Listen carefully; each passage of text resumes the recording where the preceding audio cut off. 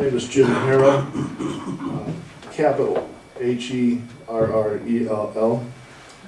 First thing I wanted to say is I want to thank the ranchers in that community that came up last night.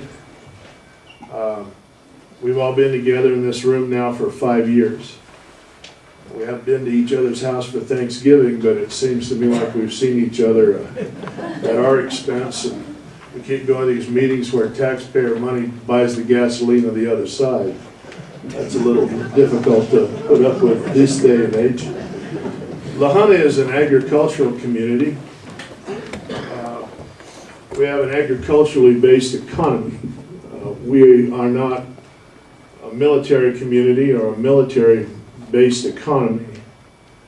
Right now, some of the people in Lahana are in Los Animas with the threat of losing 214 jobs and a $6 million payroll that will significantly impact a place in Colorado that has more cows than people. Any long-term destruction of the agricultural base that is heir apparent to enhancing what currently occurs at Pinon Canyon poses a staggering threat to the economy of where I live, and I suggest where everybody in this room lives. I'm going to try this again, Colonel. Last night when I saw that the Colonel had authored an EA, I told him that, to me, that was like asking British Petroleum if everything seemed to be okay in the Gulf.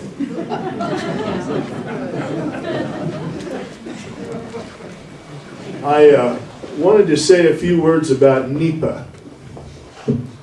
I am convinced after 5 years that the Pentagon feels that NEPA is an Indian word meaning don't take no for an answer.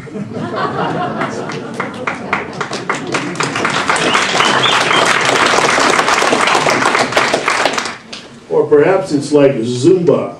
It's the same steps and it's the same dance over and over and over again. NEPA stands for the National Environmental Policy Act of 1969. Now, some of us remember 1969. Some of us helped start Earth Day. And I know that's a little freaky for some of the guys in the cowboy hats, but just hang in there. We're on the same side. We also landed on the moon. But we established a policy that said, don't jack with the Earth, especially if you're going to jack with it permanently.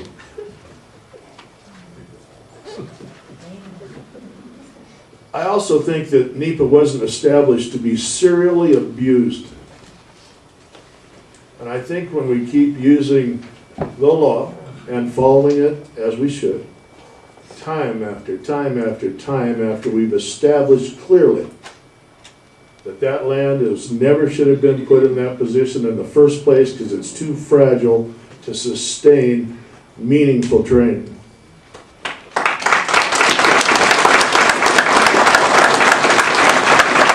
Well, I'll hurry. I keep hearing what Judge Matsch said. Rob, it's Matsch. And the reason I know what Judge Matsch said is that I was one of 3 people that brought that lawsuit.